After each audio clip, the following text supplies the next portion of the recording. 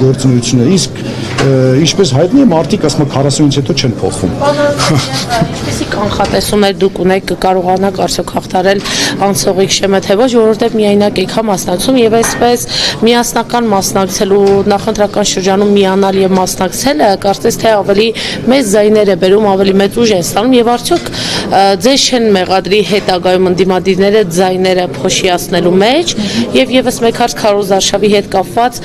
այսպես մամուլում լուր էր հրապարակվել, որ այսպես հումորային եք փորձելու անցկացնել Քարոզ Արշավը նաեւ սոցցանցերում տեսանյութեր հրապարակելով, ինչպես եք պատկերացնում ամեն բակ տուն թաղ եք գնալու, ինչպես եք անելու։ Շատ շնորհակալ եմ, սկսեմ վերջից, մենք արդեն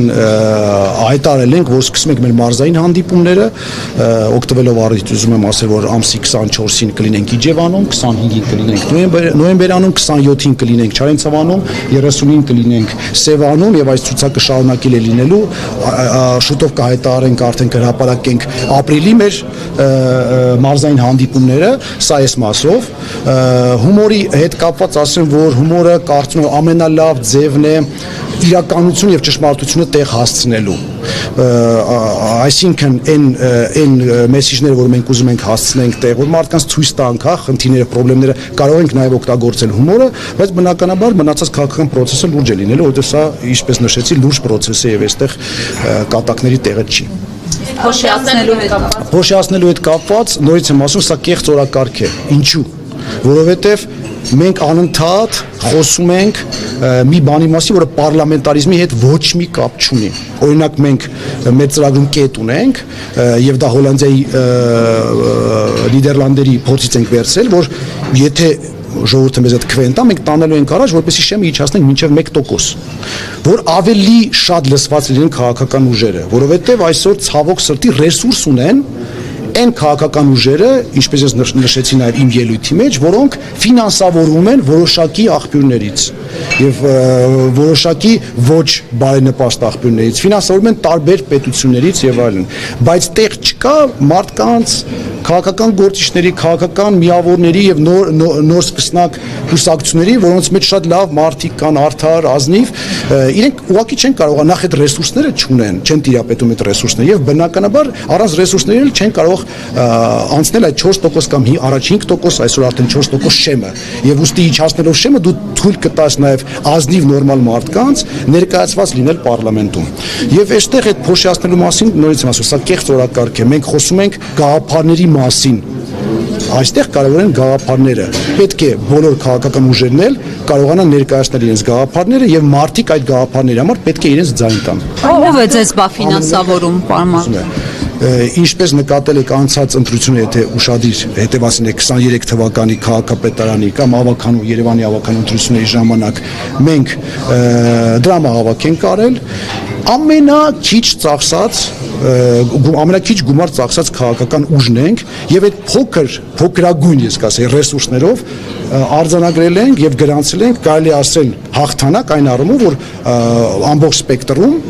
ընդդիմադիր ուժերի մենք առաջին տեղն ենք գրավել, ասեմ ավելին, եթե որոշ քաղաքական ընդդիմադիր ուժեր չգնային վաճառվելու ճանապարհով, ապա վստահաբար կարելի էր ձևավորել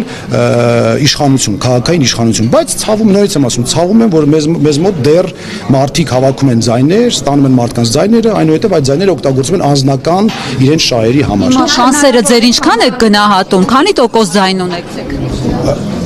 Շանսերը ձեր ինչքան եք գնահատում, քանի տոկոս ձայն ունեք։ Դե այդ գնահատականները մի քիչ անշնորհակալ հարց է, եթե մենք վստահություն չունենայինք, որ անցնելու ենք առնվազն անցողիկ շեմը, մենք չէինք մասնակցելու, որովհետև նորից եմ ասում, ինքնանպատակ չէ, մեր ինքնանպատակը մեր նպատակն է մեր ծրագիրը իրականացնելը։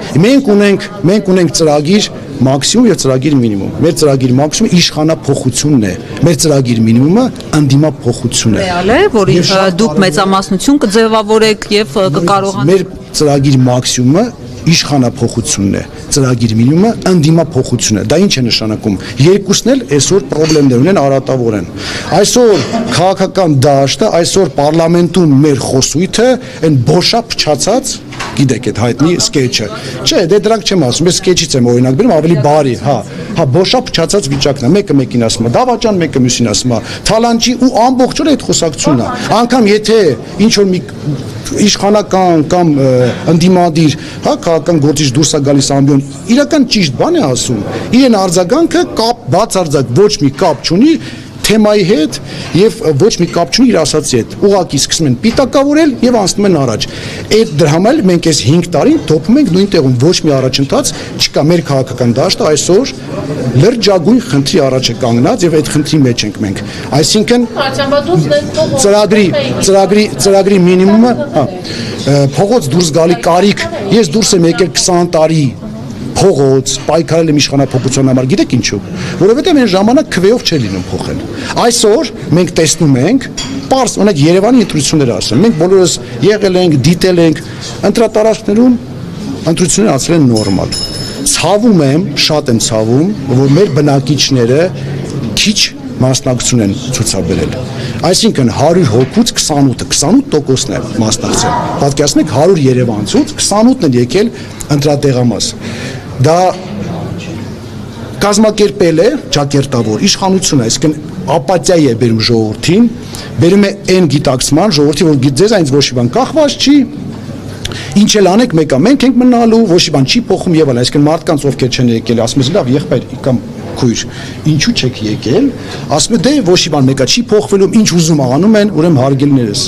խնդրում եմ սիրելի ժողովրդի, ես ձեզ եմ դիմում, այդպես չի, վստահեցնում եմ ձեզ, օրինակ Երևանի ընտրություններում 28%-ի տեղը 45-50% որ բնակչության գար, վստահաբար շատ ամեն ինչ փոխվելու է եւ այսօր դուք տրանսպորտի համար ոչ թե 150 դրամ եք տալու, այլ նույն 100 դրամն եք տալու, ձեր կարմիր գծերի համար տարեկան ոչ թե 160,000 դրամ եք տալու, այլ նույն գումարն եք տալու եւ այլ շատ փոսերի մեջ չեք ընկնելու, այսինքն լինելու է շատ ավելի նորմալ քաղաքային իշխանություն, որը կմտածեր ձեր մասին, ոչ թե իր սեփական կամ թիմային շահերի մասին։ Սպասում եք, որ կարող է պարոն Մարության այսպես ճակերտավոր անակնկալ լինել ընտրություններից առաջ, օրինակ ձեր դեմ նոր քրեական գործերի հարուցում